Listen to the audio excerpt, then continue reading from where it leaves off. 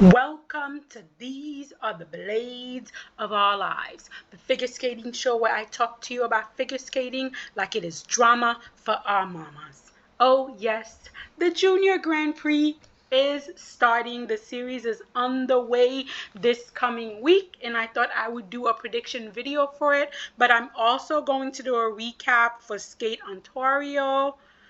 Am I saying that right? Ontario, the British qualifier, and the summer Sizzler. Sizzler, that's right.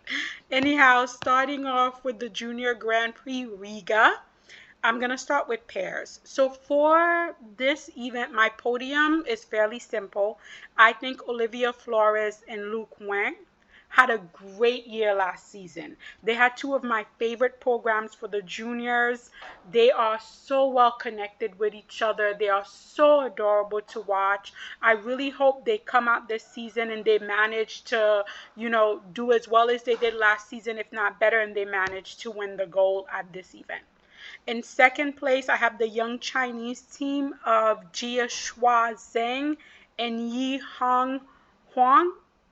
I don't know if I'm saying that correctly, but I'm going to put the names up in the video so you can know who I'm talking about. I'm also expecting to see this team on the podium. I'm expecting them to get at least a silver medal here. This team is a quintessential Chinese pair. They have a huge throw, nice twist, good lift, shaky on the side-by-side. Always shaky on the side-by-side jumps. But I feel if they can get some decent side-by-sides here, I can definitely see them walking away with the silver medal. And then in third place for the bronze medal, I have Jasmine Desrochers and Kieran Tasher. They also had a decent showing last season, and hopefully they grew from that. They got some more confidence. I mean, like all the other teams on this list, this is a very young pair. They're still growing, but I'm hoping they have a good showing here, and that is enough to put them on the podium with at least a bronze medal. These are the top three that I believe could medal here, but then you never know. There's always a possibility of a dark horse coming up and shaking up the podium. But for now, these are the three teams based on how they've performed last season and so far that I think could be on the podium. And then we move on to the men. For me, the men is actually a fairly deep field here, but if I have to pick a gold medal, I'm going to go with Adam Hagera. The reason why I'm going to do that is because last season, Adam competed both in the junior and the senior competition, and he is probably looking to repeat that this season, and he did fairly well in both levels. He had a great season last year, and I think starting off this season in this competition and starting it off with a win would be a great way for him to start off his season. He may not have the technical difficulty as some of his competitors, but what Adam does have is really nice skatings, well-rounded program, and consistency. Where others fall and pop, Adam is usually fairly consistent. So because of that, I'm going to give him the win here. Another potential winner of this event could be Shunsaki Nakamura. Shunsaki Nakamura. The problem with Nakamura is his inconsistency. He has the quads, he has the triple axel, but he cannot deliver them consistently in competition. There's been lots of competition where he could have easily won last season and he didn't. So I don't know where he is at his consistency at this stage of the season, so I'm gonna put him in the silver medal position. Probably one of the biggest competitors here for Nakamura is gonna be Sena Takahashi.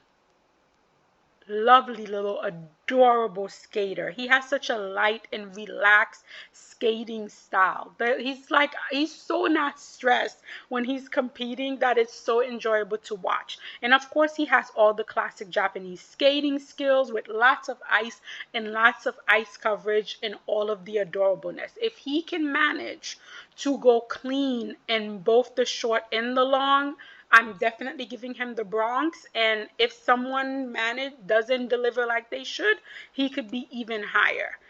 This field is very deep with lots of medal contender. Another medal contender is J. Cure Lee.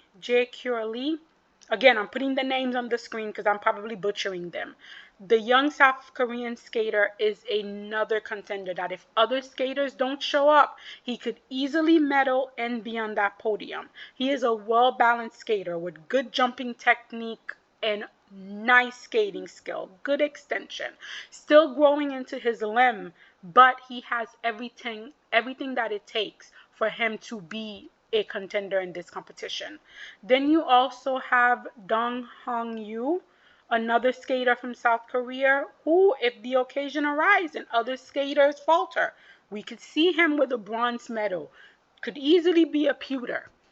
And then, this is for my own selfish need only, I have Anthony Paradis. I feel like figure skating desperately needs more original skaters, more original ideas, more original point of view. And Anthony definitely brings that. And for that alone, I want to give him a bronze medal. Probably not going to happen because he doesn't have the technical requirement, but you never know. You never know. Now moving on to the ice dance. Ice dance should be pretty straightforward.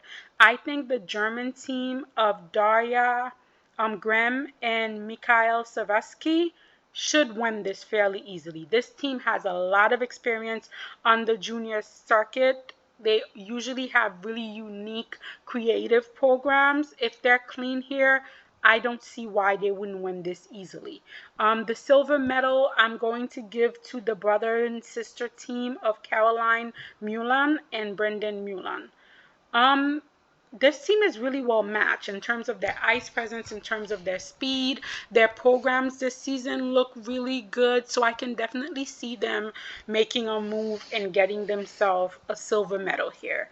In third place, I have the Italians, Naomi Maria Tali and Noah Lafornara. Another team with a lot of experience on the junior Grand Prix circuit. They have good speed, good control over their edge. The problem with this team is their packaging is a little generic and they are a little forgetful, unfortunately. But otherwise, a very nice team. Then we have some, outside chance team who could possibly make it on the podium if one of the other teams fail to deliver. We're going to start with Michelle Deshe and Ryan Hugh. They are really nice. They have two really nice programs this season. They're really young, but they're really lovely. They match really well. They have really nice lines.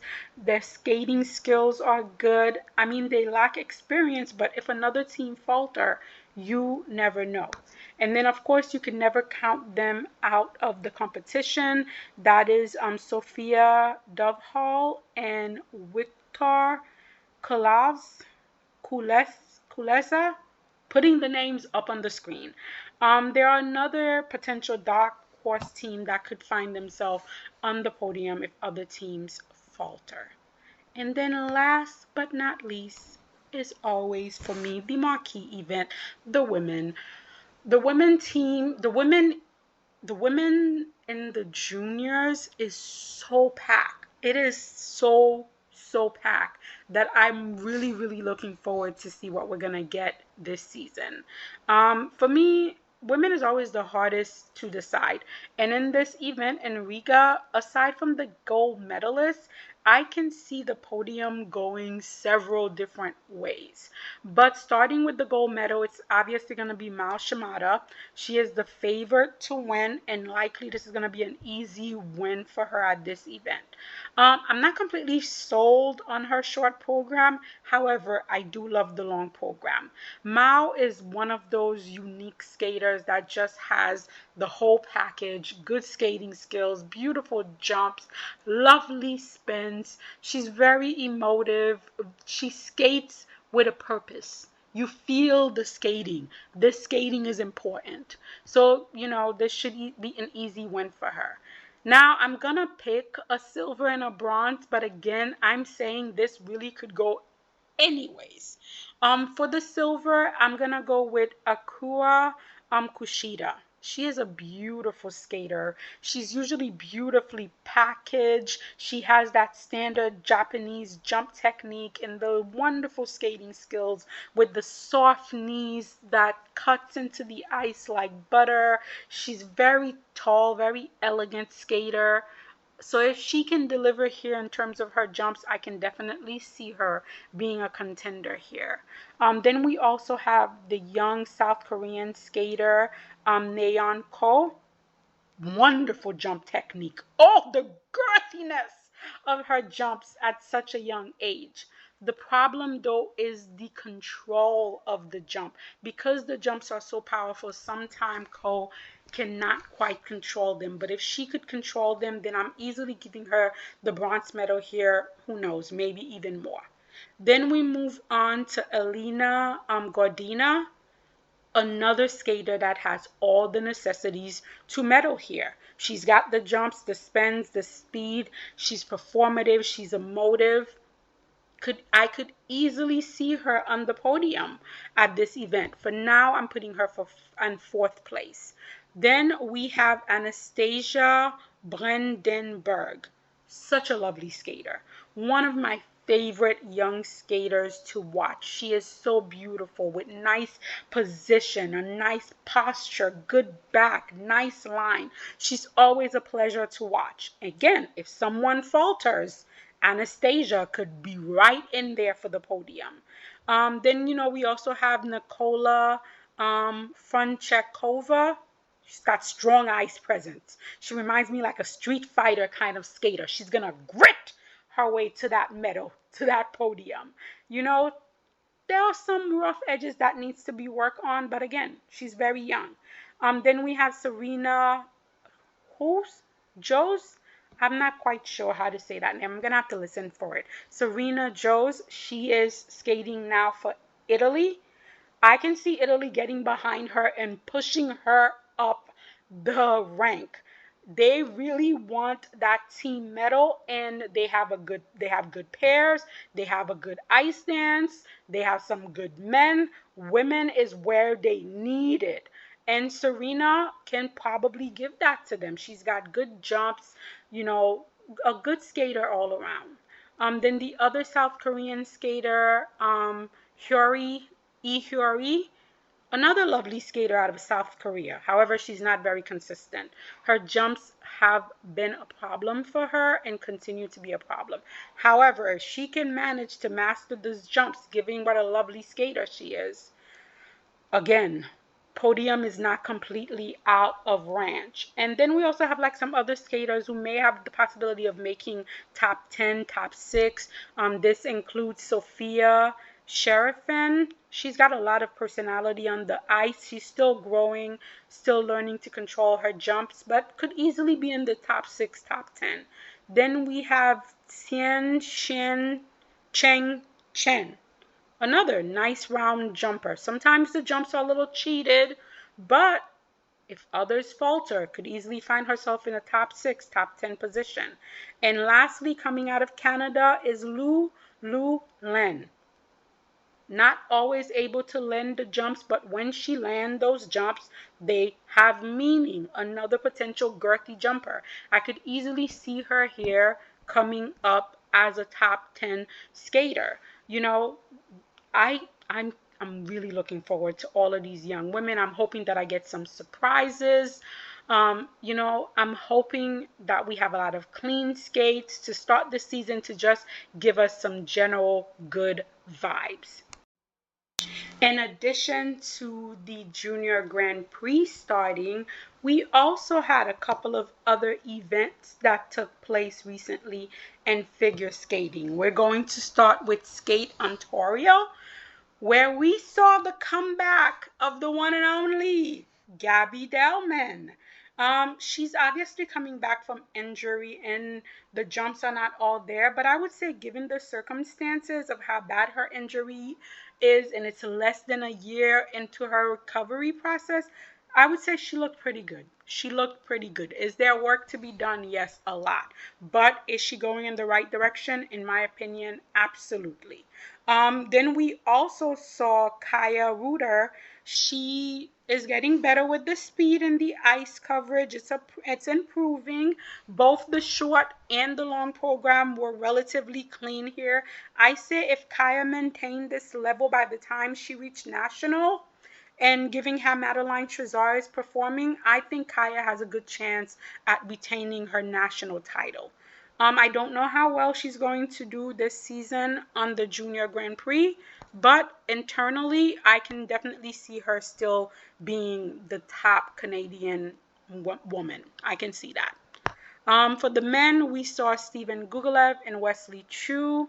Nothing much to say. They're both struggling with the ability to deliver two clean programs. So the Canadian men's field is still wide open, and I literally think the champion will be whoever makes the least amount of mistakes or whoever can stay on their feet for the most amount of jumps. That's literally how I see Canadian men playing out, and that is why I think Anthony has a good chance of being on that podium because we just don't know how the other men are going to perform. We also had the British qualifier. The British qualifiers also took place. We had the British junior ice dance, Ashley Slater and Alt Odge Perez. I really like this junior team. They have so much energy. Their ice dance fit them so well. I love when a team commits and then leans into a theme. And they are obviously doing that with their rhythm dance. I love to see it.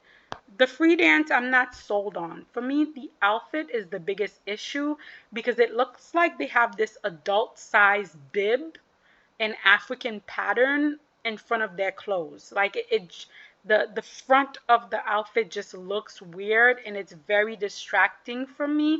And then the music choice is also the cuts are not perfectly blended.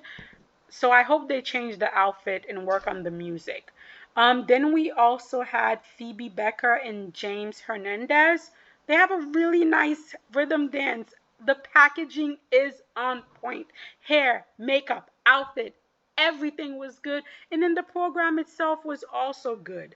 The free is also a really good vehicle for them. The British doing James Bond is so on the nose that I love it. They did not perform the free dance cleanly at this event. However, when they do, I can see them having a good moment because this was a very well crafted program. Even without them skating it cleanly, you could see this is a very well crafted program and that they can perform it really well.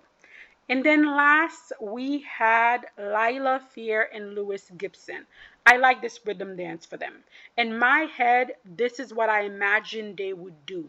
Lila's dress is lovely. The speed looks good. The lift was great. Okay, everything check mark for the rhythm dance. We are good to go. Oh, so I thought. Now about the free. I have to start this by saying I really like Lila and Lewis. They are one of the teams that I want to see move up this season. However, this free dance is not it. I actually watched all the videos that were posted of this free dance because I was trying to convince myself maybe I missed something, maybe I saw it wrong, but no. This free dance screamed desperation for a viral TikTok moment. We know that pop is Lila and Lewis's bread and butter, and until now, I would say they have done it very well. However, I feel like with this program, it just solidified the fact that they're a one-trick pony, and I don't think this is the trick that's gonna get them up to the next level of the podium. Honestly, I don't know if you guys saw the breakdance meme of the lady from Austria. No, Australia. I think she's from Australia. The Aussie, the breakdance. You know, at the end of her breakdance, she does her little leg thing, her little leg pose. Oh my God, when Lila and Lewis go into the lift and she does the awkward leg bend, immediately the Aussie lady in her ending pose of her breakdance was what popped up into my mind. What is her name? Rangon, whatever her name is. But that is not what I want to associate with Lila and Lewis, that leg ending pose of that incredibly bad program. And that is what is stuck in my head when I see that lift. Listen, Marie-France Debris. Listen, Patrick Lazon. Listen, Dubois. Fix this. Please fix this immediately. The dress, and you know, Lila usually gives me the dresses that I put into my end of the season best dress, video. This little red number, nah, you're not going into that video. You lucky I don't make a worse dress list, because you would have been on it. Please fix this. Please fix this before the season starts. Please. Thank you. And then we go into the Summer Sizzler. This is a brand new thing. US figure skating is finally understanding the concept of marketing and having these events to try to regain interest in figure skating. Better late than never. So we had this Summer Sizzler. I'm not going to go over everyone who was there, just the people that I can remember and that I found interesting and had questions about. Ian Somerville skated solo. I don't know what that is about. Is he still skating with his partner? Did they split? Is he looking for a new partner? What is going on? Is she injured? Like, what is the situation? Why is he at this event solo? Of course, I love Ian Somerville. I think he's an incredible male ice dancer, incredible edge control, incredible posture, incredible ice presence. But I would like to know what that's going on there. If somebody could let me know in the comments, would truly appreciate it. Then we had Star Andrews. She was the only skater that did her full short program. She did the short program from last season, Alien Superstar. I hope they keep that short program, because the new short program she has for this season is just generically okay. So I hope they go back to the Alien Superstar. She did her triple toe, cheated and under rotated, but she did it. The jumps were all there. She performed like she meant it. I think she is really fighting hard to get that TB spot at Skate America. Good to see her fighting. And also, I think who pulled out? I know, oh my God, I can't believe I forgot her name. But I know there was another skater that had 2 Grand Prix, whose name is, I'm blanking out right now. But I know she's pulling out for surgery. So those 2 Grand Prix spots are also up for grabs. So hopefully, maybe she's also fighting for those. We also saw Ashley Kane here going solo. Is she thinking about a solo women's career, or is she in the market for a new partner? Again, I would like to know what is going on here. Then we also had Alyssa Liu. There was no combination. However, I will say the jumps look good, guys. The jumps looked good. The jumps we did see, although they were all solo jumps, every jump looked good. But more importantly, Alyssa looked happy to be here. And that, I think, is the biggest thing, because when Alyssa left figure skating, it wasn't on a good note. It wasn't on a happy note. I honestly didn't think she would ever come back to figure skating, if I'm going to be perfectly honest. I didn't see her coming back to figure skating, and the fact that she is back and looks happy to be here is wonderful. I remember the skater's name, Ava Marie Ziegler. So Ava Marie Ziegler has pulled out this season because she's going to have surgery. So her 2 Grand Prix spots are open. I wonder what US figure skating is going to do with it. If I was them, what I would do is, even if they decide to give Star Andrew, the Skate America TB spot, I would split the 2 Grand Prix that Ava was going to have between Sarah and Len Gracie. Elise Lynn Gracie. That's what I would do. I would send Sarah Everhart to one Grand Prix, and I would send Elise Lynn Gracie to the other one. But we'll wait and see. But it was wonderful to see Elisa Lou here looking so good. I love the choice of the music for the short program. It's fun, it's funky, it's free. Loved it. We did get to see Gracie Gold here again, looking healthy, looking happy, looking confident. So happy to see it. I think she's probably done with competing, and that might be another reason why she looks so happy, but it was so good to see her here. We got to see Amber Glenn looking fit and prepare for the season. She is channeling her Wednesday Adam with her emo tic tac song in tow. Of course, of course. I'm here for it. I'm here for it. Then we had Jason Brown, who was, of course, a revelation. Skating that makes you feel. This is what Jason Brown gives to skating. This is the gift that he is. I am literally praying to all of the figure skating deities to please let him skate this short program cleanly so I can put it into my watch again playlist, because this program is beautiful. And if he could deliver it cleanly with an audience watching, with all of the jumps, mwah, I'm going to be watching it over and over again. I'm praying to all the deities. We also had Isabella Vito. The dress is light and lovely. Unfortunately, the 30 jump technique, and I've said this several times and I'll continue to say it, only works for figure skaters, and that's both men and women, that are between 60 and 105 pounds. However, it is impossible for the human body to remain within the 60 to 105-pound range. Even with 40 medication, 3 shrimps per day regimen, topped off with a dose of hormone suppressant, the E30 girls could not achieve the 60 to 105 weight range. So can you imagine how anyone else who is not doing these things would be able to do this? So it is very unfortunate that this was the jump technique that they taught to Isabel, because she is a lovely skater. And it's unfortunate that this is the jump technique that she has. As we've seen before, Isabel is a fighter, so we'll wait and see what is happening this season. But guys, those jumps are awful. They're awful. But we'll wait and see what happens to this season. Then we also saw Ilya Malenin.